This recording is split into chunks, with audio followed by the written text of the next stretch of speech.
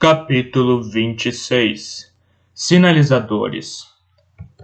Uma coisa que eu aprendi bem nas minhas viagens: as riquezas de uma região são corriqueiras em outra.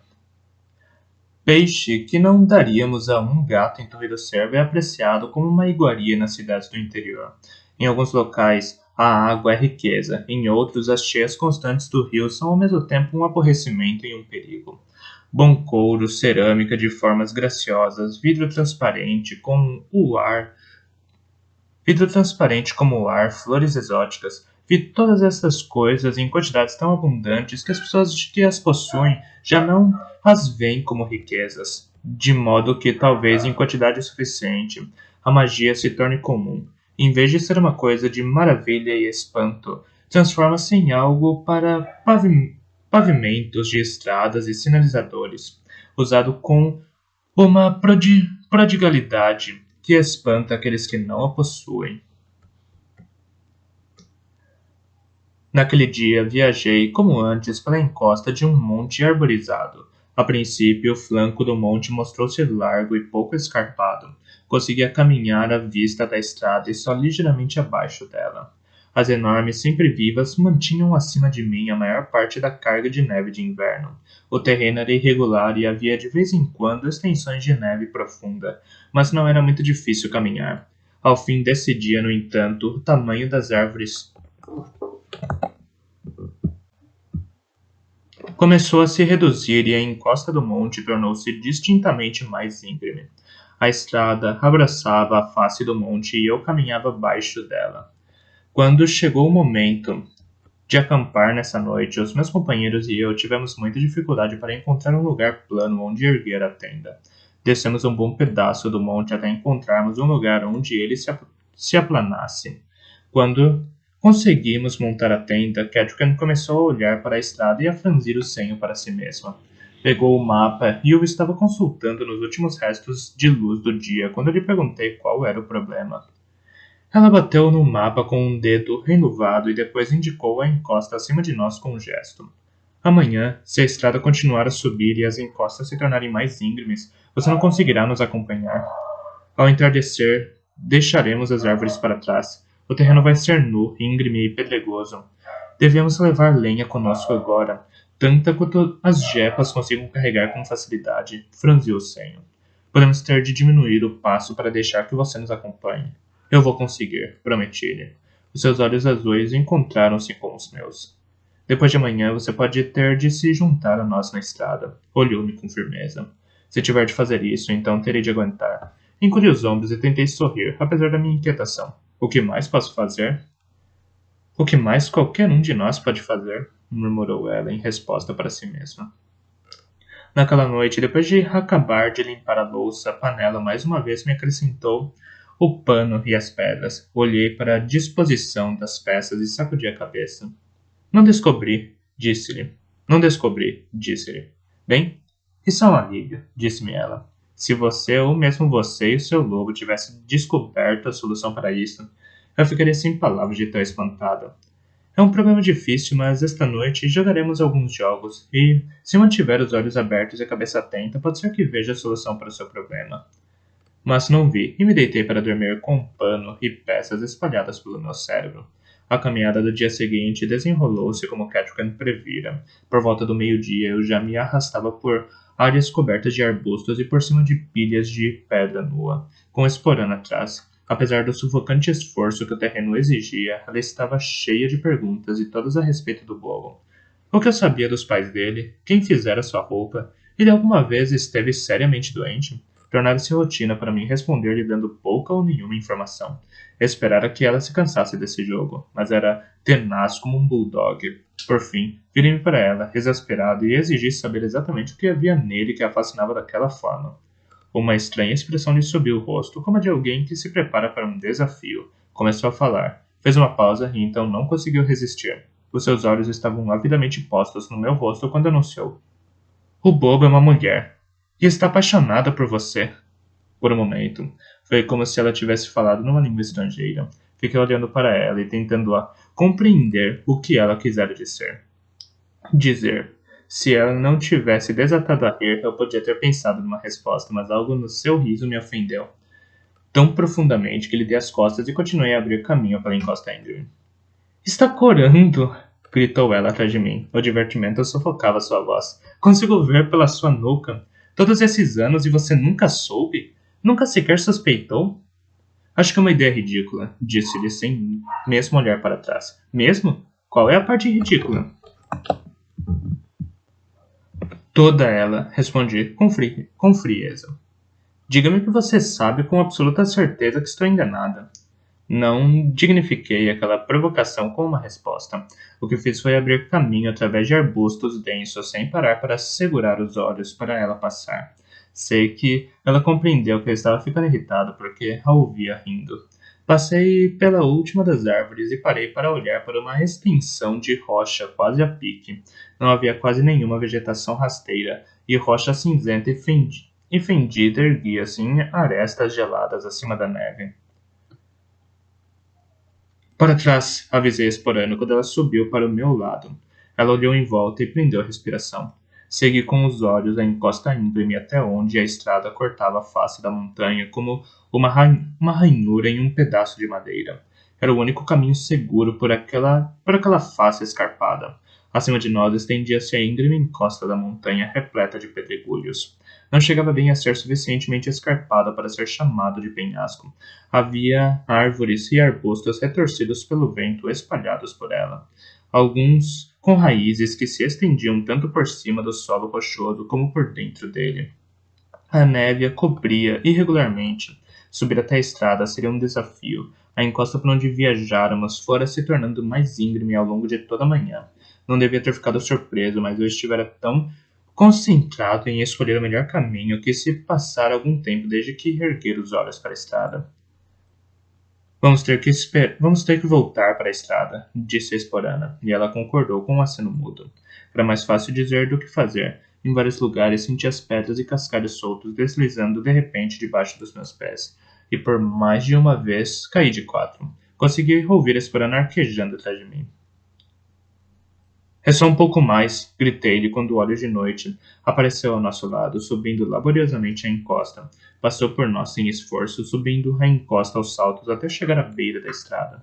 Desapareceu por cima do seu rebordo e depois voltou parando na borda e olhando para nós. Um momento depois o bobo apareceu ao seu lado, fitando-nos com ansiedade. Precisa de ajuda? Gritou para baixo. Não. Nós conseguimos, gritei-lhe. Fiz uma pausa, agachado e agarrado ao tronco de uma árvore mirrada, para recuperar o fôlego e limpar o suor dos olhos. Esporano parou ao meu lado e de súbito senti a estrada acima de mim. Tinha uma corrente que era como um rio e, tal como a corrente de um rio agita o ar que a cobre, transformando-o em vento, o mesmo fazia a estrada. Era um vento não de frio invernal, mas de vidas tão distantes quanto próximas. A estranha essência do bobo flutuava nele, bem como o medo de poucas palavras de Panela e a triste determinação de Catrican. Eram tão separados e reconhecíveis como os odores de diferentes vinhos. Fitz Cavalaria! Esporana deu ênfase ao meu nome, batendo entre os meus ombros. O que é? Perguntei-lhe, distraído. Continue andando, não consigo ficar aqui agarrada muito mais tempo. Estou com cãibra nas barrigas das pernas. Encontrei o meu corpo e subi a distância que faltava até a beira da estrada. O fluxo de talento me deu, sem esforço, uma consciência de Esporana atrás de mim. Consegui senti-la apoiando os pés e agarrando-se ao retorcido salgueiro de montanha que crescia na borda do penhasco. Parei por um instante na beira da estrada. Depois dei um passo para baixo, para a superfície lisa, escorregando para o interior da sua influência como uma criança escorrega para um rio. O bobo esperara por nós. Catrican estava à frente da fila de jepas, olhando ansiosamente para trás à espera que nos juntássemos a ela. Respirei fundo e me senti como se estivesse me reconstituindo. Ao meu lado, o óleo de noite me deu uma pancada súbita na mão com o focinho. Fique comigo, sugeriu. Sentiu procurando um apoio mais firme para nosso vínculo. Alarmou-me não conseguir ajudá-lo. Baixei o olhar para os meus olhos profundos e de repente encontrei uma pergunta. Você está na estrada. Achava que os animais não podiam vir para a estrada. Ele deu um espirro de repugnância. Há uma diferença entre pensar que um ato é sensato e fazê-lo. E talvez você tenha reparado que as jepas têm viajado pela estrada há alguns dias. Era óbvio demais. Então por que os animais selvagens a evitam? Porque ainda dependemos de nós mesmos para a sobrevivência. As jepas dependem de humanos e irão segui-los para qualquer perigo, por mais tolo que isso lhe pareça. Assim, elas também não têm o bom senso de fugir de um lobo. Quando as assustam, em vez de fugirem para longe, fogem para perto de vocês humanos. É muito parecido com o que acontece com os cavalos do gado e os rios. Deixados por conta própria, só nadam se a morte os perseguir de perto, seja a morte devido a predadores ou a fome. Mas os humanos os convencem a nadar em rios sempre que o humano quer ir para o outro lado. Acho que eles são bastante estúpidos. Então por que você está nessa estrada? Perguntei-lhe com um riso, com um sorriso. Não questione a amizade, disse-me ele, sério. Fitz, assustei-me e virei para a panela. Estou bem, disse-lhe. Enquanto compreendia que não estava, o meu sentido da manha me tornava normalmente muito consciente dos outros que me rodeavam, mas Panela aproximara-se de mim por trás e eu nada notara até que ela falara comigo. Havia algo na estrada de talento que estava amortecendo a minha manha. Quando eu não pensava especificamente em olhos de noite, ele desaparecia até se transformar numa vaga sombra na minha mente. Seria menos do que isso se não estivesse me esforçando para permanecer com você, observou ele, preocupado. Eu vou ficar bem, só tenho de prestar atenção, disse-lhe. Panela achou que eu estava falando com ela. Sim, você tem. Agarrou o meu braço com severidade e me fez começar a andar. Os outros já haviam avançado. Resparana caminhava com o bobo e cantava uma cantiga de amor qualquer enquanto andava, mas ele me olhava com um ar preocupado por cima do ombro. Acenei-lhe e ele respondeu com outro, inquieto, ao meu lado. Panela beliscou o meu braço. Preste atenção em mim. Fale comigo. Diga-me, resolveu o problema que lhe dei? Ainda não, admiti. Os dias estavam mais quentes e o vento que soprava agora por nós ainda trazia a ameaça de gelo dos picos mais altos da montanha. Se pensasse nisso, conseguia sentir o frio nas bochechas, mas a estrada do talento pedia que eu o ignorasse. A estrada ia agora subindo com regularidade. Mesmo assim, eu parecia caminhar sem esforço pela sua superfície. Os meus olhos me disseram que estavam subindo, mas eu caminhava tão facilmente como se estivéssemos descendo. Outro beliscão de panela. Pense no problema, pediu-me com secura. E não se deixe enganar. O meu corpo se esforça e sente frio. Só por não estar constantemente consciente disso não quer dizer que você possa ignorá-lo. Não desperdice energia.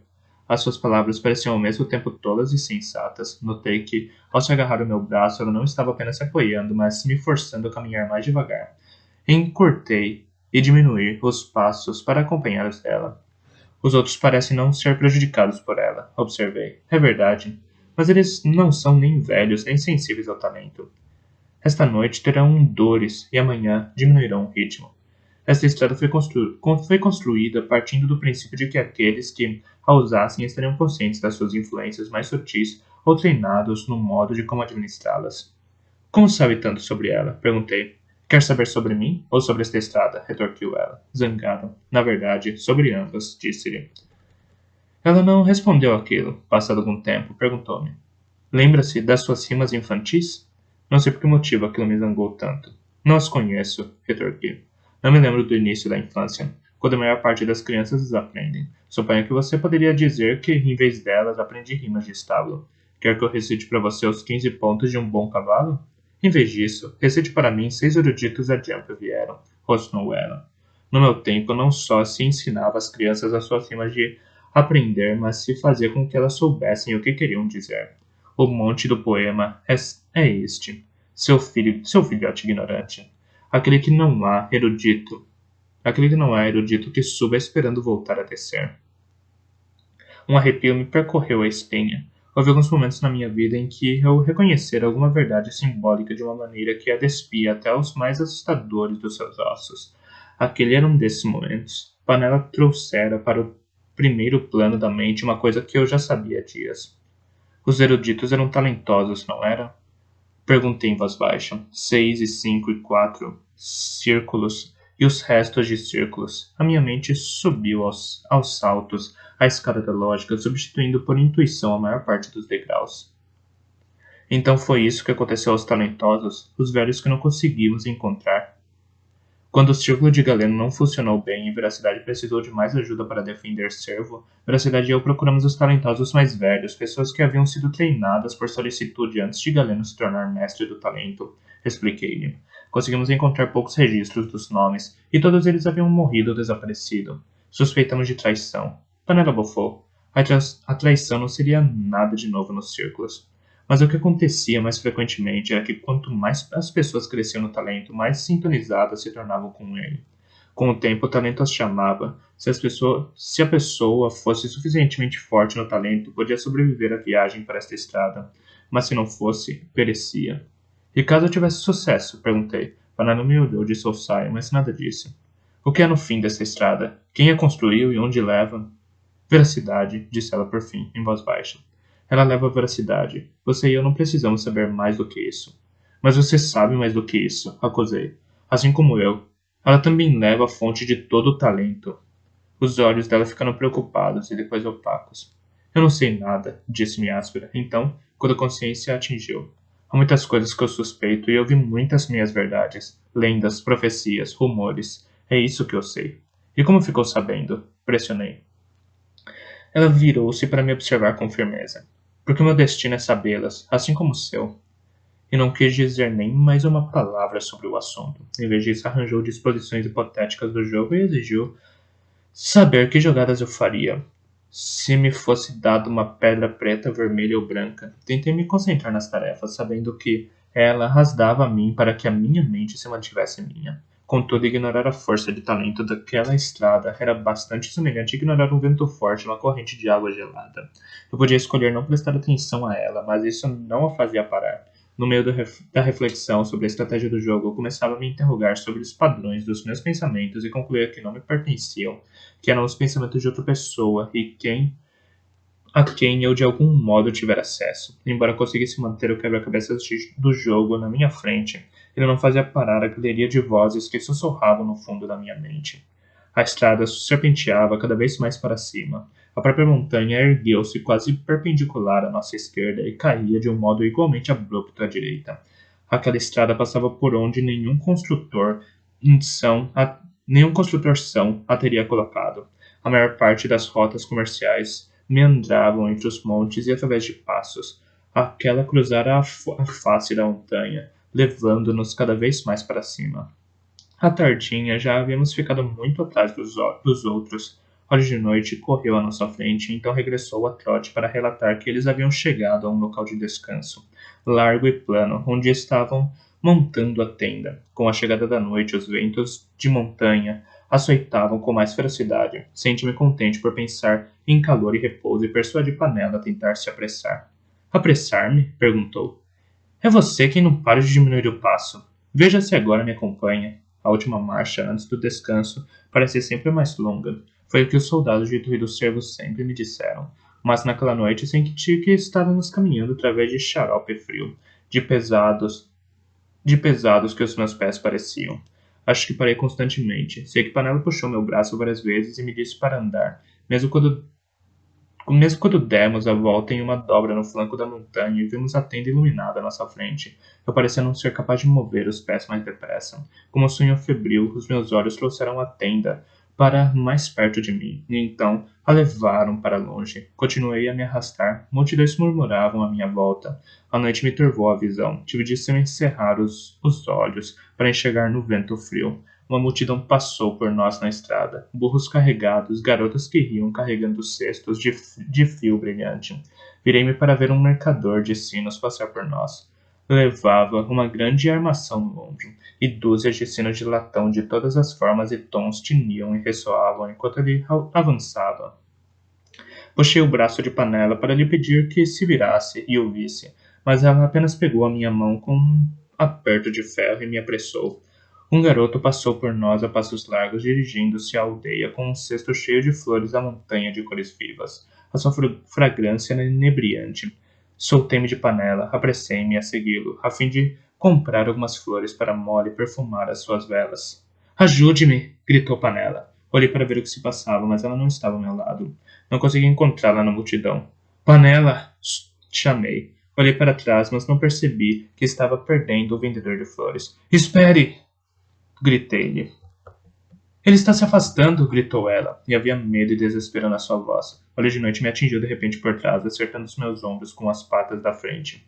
O seu peso e velocidade me fizeram cair de rosto na fina grama de neve que cobria, na fina camada de neve que cobria a superfície lisa da estrada.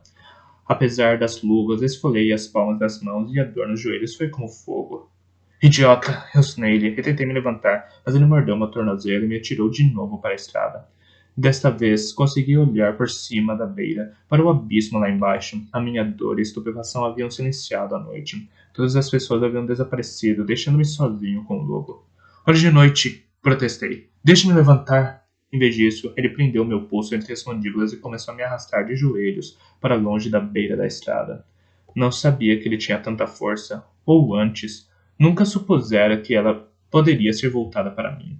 Dei pancadas ineficazes nele com a mão livre, sem deixar de berrar e de tentar me levantar. Conseguia sentir o sangue escorrendo no meu braço, onde um dente o penetrara. Catherine e o bobo me flanquearam de súbito, agarrando-me pelos braços e me colocando de pé.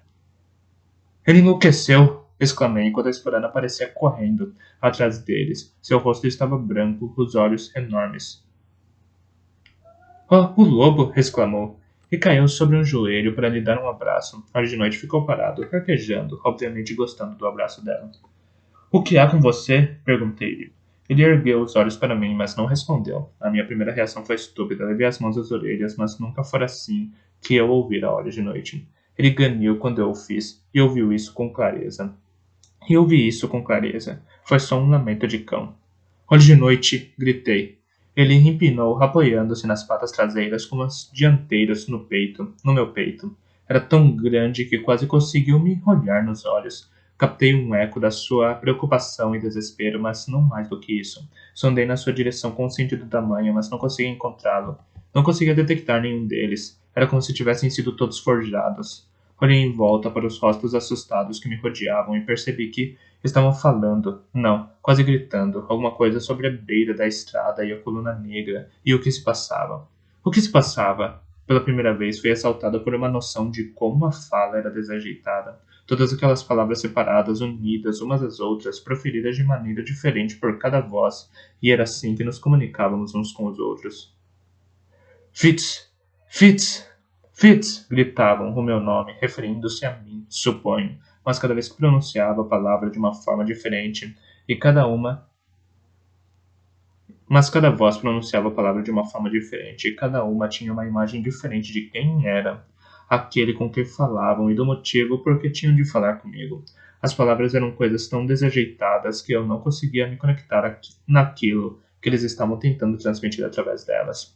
Era como lidar com mercadores estrangeiros, apontando e erguendo dedos no ar, sorrindo ou franzindo testas, e adivinhando sempre o que o outro realmente queria dizer. Por favor, eu disse. Calma, por favor. Só queria que se calassem, que parassem com os ruídos articulados ou não.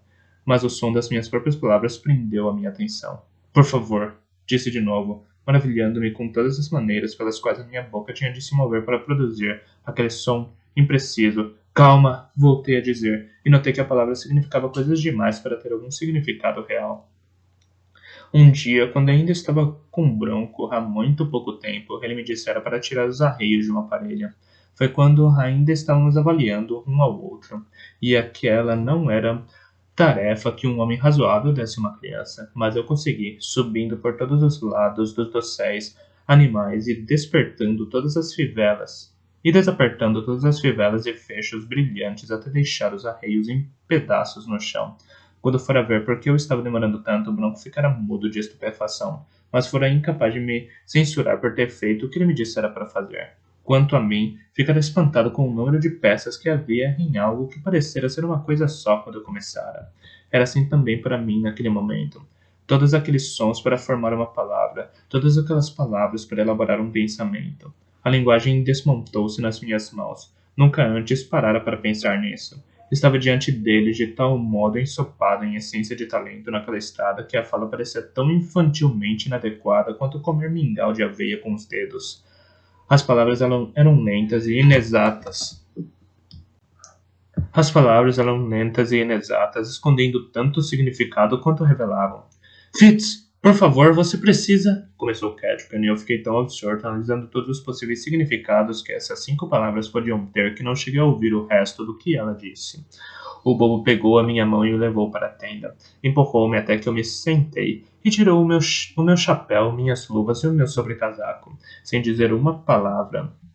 Colocou uma caneca quente nas minhas mãos e isso eu consegui compreender, mas a conversa rápida e preocupada dos outros era como o carcarejar assustado de um galinheiro cheio de galinhas. O bobo apareceu e deitou-se ao meu lado. O lobo apareceu e deitou-se ao meu lado, pousando sua grande cabeça em uma das minhas coxas. Estendi a mão para afagar o largo crânio e mexer nas orelhas moles. Ele encostou-se mais em mim, como que suplicando. Cocei atrás das orelhas, pensando que poderia ser isso que ele queria. Era terrível não saber. Não tive grande utilidade para ninguém nessa noite. Tentei fazer a minha parte das tarefas, mas os outros não paravam de tirá-las das minhas mãos. Várias vezes fui beliscado ou cutucado por Panela, que me pedia acorda. Numa dessas vezes, fiquei tão fascinado pelo movimento da sua boca, enquanto ela me repreendia, que não me dei conta quando se afastou de mim. Não lembro do que estava fazendo quando a parte de trás do meu pescoço foi agarrada pelas suas mãos semelhantes a garras. Ela empurrou a minha cabeça para frente e a manteve agarrada enquanto batia com o dedo em cada uma das pedras dispostas no meu pano de jogar. Colocou uma pedra preta na minha mão. Durante algum tempo apenas fitei as peças. Então, de súbito, senti uma mudança de percepção. Não havia espaço entre mim e o jogo. Durante algum tempo, testei a colocação da minha pedrinha em várias posições. Por fim, encontrei a jogada perfeita. E quando pus a pedra no lugar, foi como se os meus ouvidos ficassem limpos de repente, como se tivesse afastado o sono dos olhos piscando. Ergui os olhos para avaliar aqueles que me rodeavam. Lamento, murmurei, de forma inadequada. Lamento. Está melhor agora? Perguntou-me Panela com suavidade. Falava como se eu fosse um bebê. Já sou mais eu mesmo agora, respondi. Ergui os olhos para ela, subitamente desesperado. O que me aconteceu? O talento, disse ela, simplesmente. Você não é forte o suficiente nele. Quase seguiu a estrada até onde ela já não passa. Há ali alguma espécie de sinalizador, e outrora a estrada divergia ali, como um caminho descendo ao vale e o outro prosseguindo ao longo do flanco da montanha. O caminho que descia está cortado, foi levado há anos por um cataclismo. Nada resta a não ser pedras caídas lá no fundo, mas é possível ver o local onde a estrada emerge da ruína e continua. Desaparece em outro amontoado de pedras à distância. Velocidade não pode ter ido por ali, mas você quase seguiu a memória da estrada até a sua morte. Fez uma pausa e me olhou com severidade. No meu tempo, você não recebeu treino suficiente para fazer o que tem feito, quanto mais para enfrentar este desafio. Se isto é o melhor que lhe ensinaram, tem certeza de que Veracidade está vivo? Perguntou-me de súbito. Que sobreviveu sozinho a esta provação? Decidi que um de nós tinha de parar de manter segredos. Eu ouvi, em um sonho de talento, em uma cidade com gente como aquela pelas quais passamos hoje. Levou as mãos e os braços num rio mágico e afastou-se carregado de poder. Deus dos peixes, praguejou Panela. Um pouco de horror e um pouco de reverência lhe iluminou o rosto. Não passamos por ninguém hoje. Não passamos por ninguém hoje, objetou Esporano. Não notei que ela se sentara ao meu lado até que falou. Deu um salto, sobressaltado por alguém poder se aproximar tanto de mim sem que eu sentisse. Todos aqueles que caminharam por essa estrada deixaram nela algo de si. Os seus sentimentos estão amortecidos para esses fantasmas, mas Fitz caminha por aqui nu como uma criança recém-nascida, e igualmente ingênuo. Panela encostou-se de súbito nos meus cobertores e as rugas no seu rosto se aprofundaram. Como pode uma criança dessa ser o catalisador? Perguntou, a ninguém em particular. Você não sabe como se salvar de você mesmo? Como vai salvar o mundo? O bobo debruçou-se de súbito do seu leito para pegar a minha mão. Algo semelhante à força fluiu para dentro de mim, com esse toque tranquilizador. O seu tom de voz era leve, mas as palavras calaram fundo em mim. A competência nunca foi garantida nas profecias. Só a persistência. O que disse o seu colume, o branco? Eles vêm como gotas de chuva contra as torres de pedra do tempo. Mas com o tempo é sempre a chuva que prevalece, não a torre. Deu um aperto na minha mão. Os seus dedos Parece em gelo, disse-lhe quando me largou. Estou com um frio inacreditável. Estou com um frio inacreditável, concordou, encostou os joelhos no peito e os envolveu com os braços, frio e cansaço, mas sou persistente. Ergui dele o olhar para ir encontrar Esporano com um sorriso astuto no rosto. Deuses, como aquilo me irritou. Tenho casco de elfa na trouxa, sugeria bobo. Dá tanto calor como força. Casco de elfo. Panela franziu o senho, como se aquilo fosse repugnante, mas após um momento de reflexão, disse excitada. Na verdade, isso pode ser uma boa ideia, sim. Chá de casco de elfo. Quando eu tirei a droga da trouxa, Panela tirou das minhas mãos como se eu pudesse me cortar com ela. Resmungou para si mesma enquanto despejava minúsculas porções dela em canecas para nos dar. Eu vi o tipo de doses a que você se expõe, repreendeu-me, e ela mesma preparou o chá. Não colocou nenhum casco de elfo no chá que preparou para Catherine, mas para Esporana e para si. Beberiquei o chá quente, sobrando o primeiro toque acre do casco de elfo, e então a tepidez do chá na minha barriga. O seu calor enervante espalhou-se por mim. Observei o bobo e o vi relaxar ao ser envolvido pelo chá. Até os seus olhos começaram a cintilar por causa dele. Catherine pegara o mapa e estava franzindo o senho sobre ele. Fitz Cavalaria, examine isto comigo, ordenou de súbito a rainha. Dei a volta no braseiro para ir me sentar ao lado dela. Ainda quase nem me instalara quando ela começou. Creio que estamos aqui, disse-me. O seu dedo bateu na primeira confluência do caminho que estava marcado no mapa. Veracidade disse que visitaria todos os 3 locais que estavam marcados no mapa. Creio que quando este mapa foi feito, a estrada que você quase seguiu esta noite estava intacta. Agora não está mais lá. E não está há algum tempo. Seus olhos azuis cruzaram-se com os meus. O que acha que a Veracidade fez quando chegou a este ponto? Refleti por um momento. Ele é um homem pragmático, este outro destino. O segundo não parece estar a mais do que a 3 ou 4 dias daqui.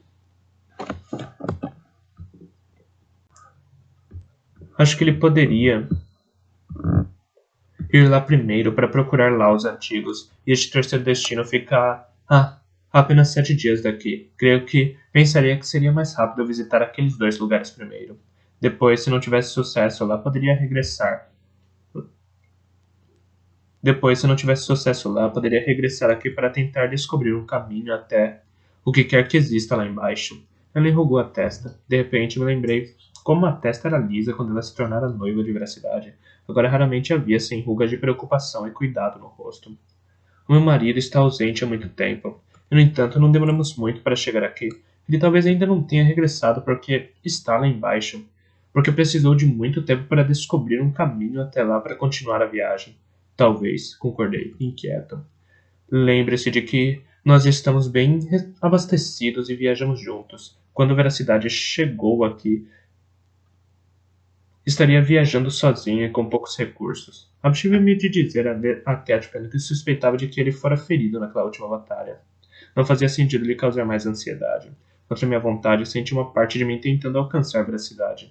Fechei os olhos e tentei me selar, e voltei a me selar, resolutamente em mim. Terei imaginado uma mancha na corrente de talento, uma sensação muito familiar de poder insidioso.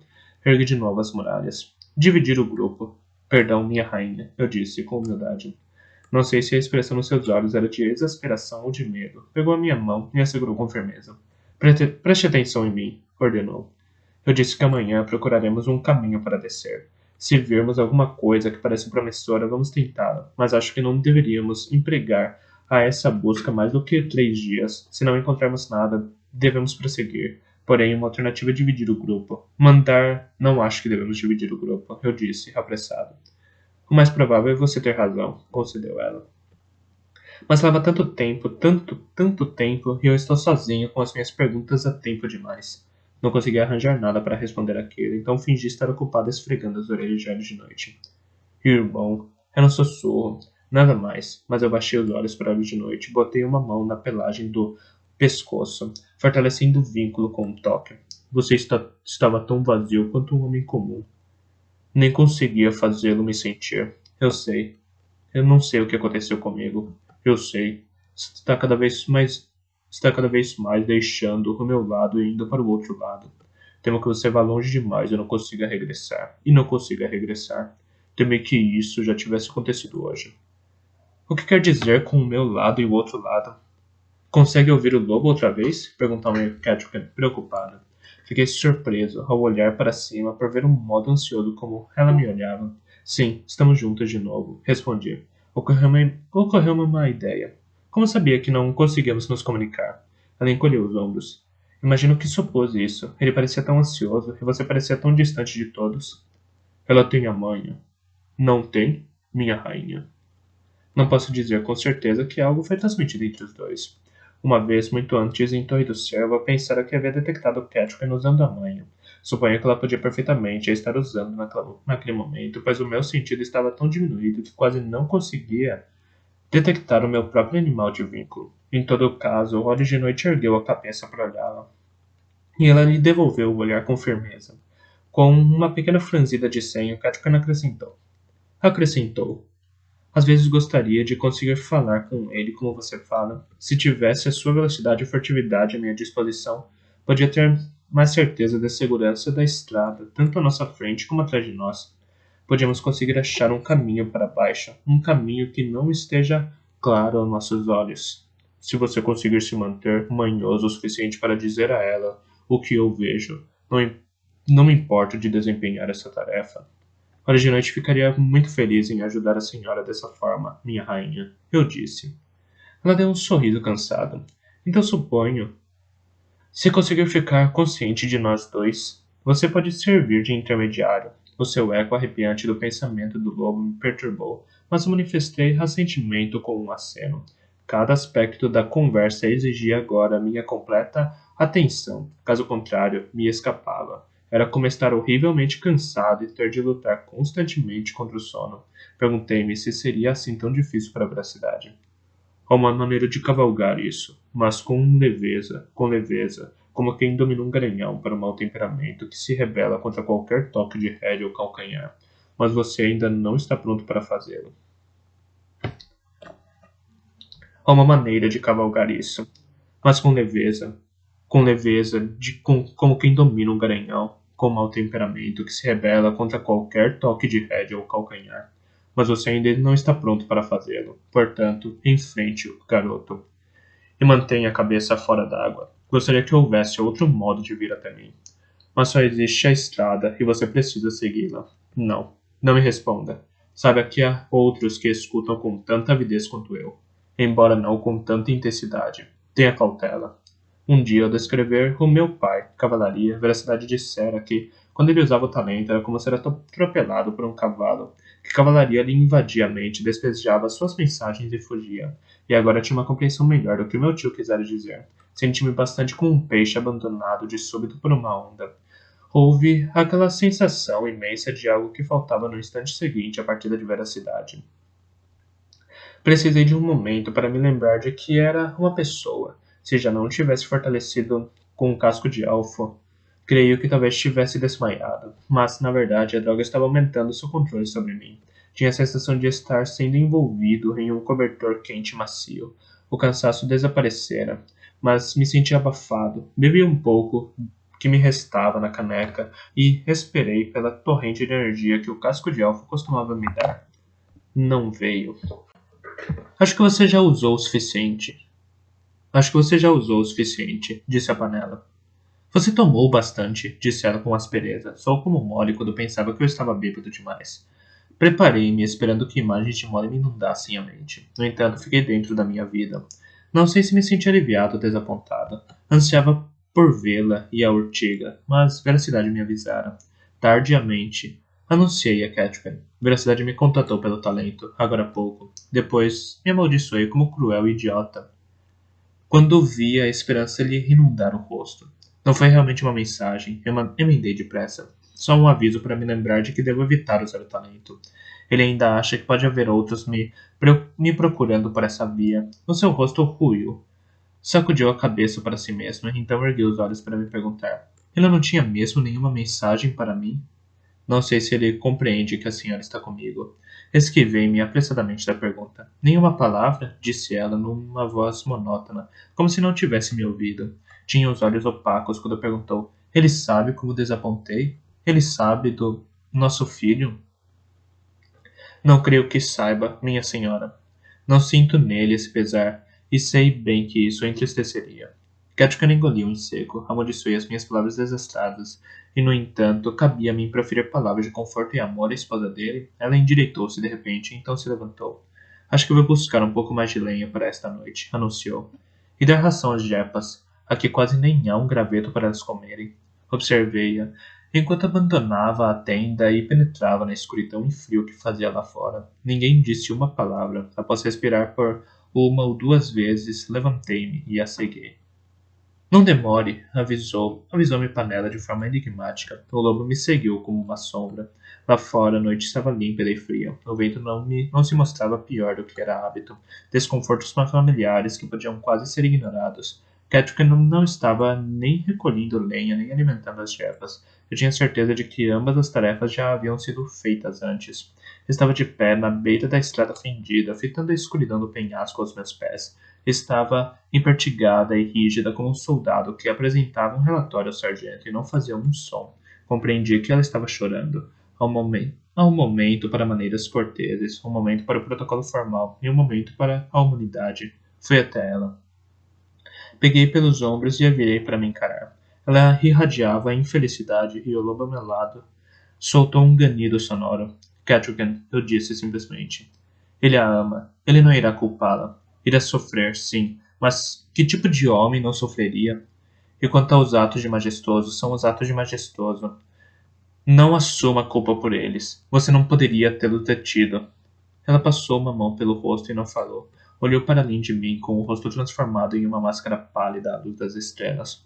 Soltou um pesado suspiro, mas eu a senti estrangulada na sua tristeza.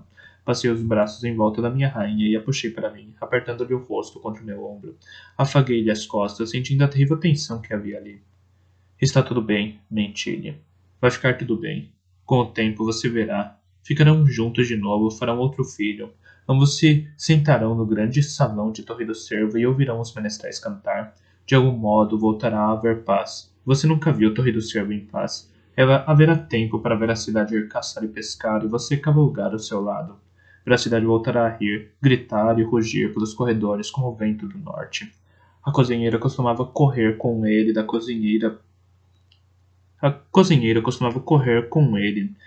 cozinha por cortar a carne do assado antes de estar bem cozinhada.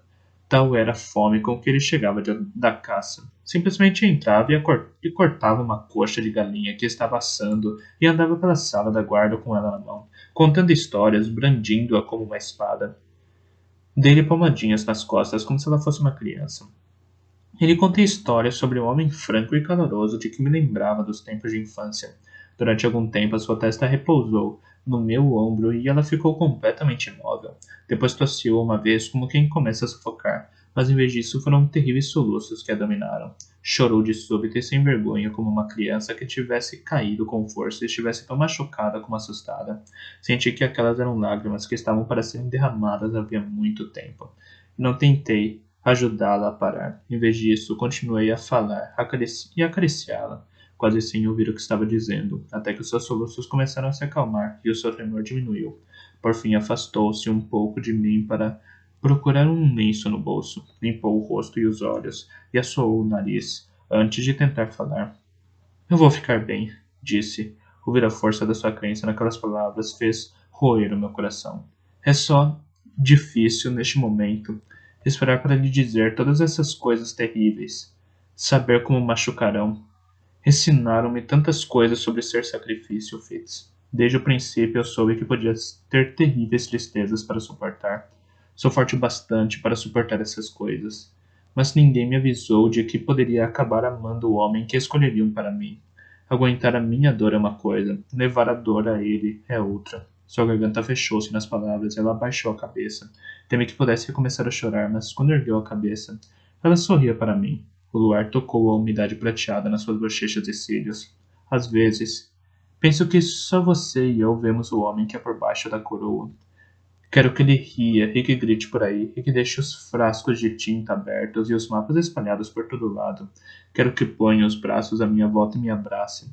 Às vezes desejo tanto estas coisas que me esqueço dos navios vermelhos, de majestoso e de tudo mais. Às vezes acho que se ao menos pudéssemos estar juntos de novo, todo o resto também ficaria bem. Não é um pensamento muito digno para se ter. Supõe-se que um sacrifício seja mais. Um reflexo de prata atrás dela capturou meu olhar. Vi a coluna negra por cima do seu ombro e inclinava-se por cima da borda quebrada da estrada, com metade do seu suporte de pedra desaparecido. Não ouvi o resto do que ela disse. Perguntei-me como não a vira ali antes. Reluzia com um brilho mais forte do que o da lua na neve cintilante. Fora cinzelada em pedra negra coberta com uma rede de resplandecentes cristais, como luar em um rio ondulado de talento. Não conseguia decifrar nenhum dos escritos na sua superfície. O vento gritava atrás de mim quando estendi a mão e passei pela superfície daquela pedra lisa. Ela me deu boas-vindas.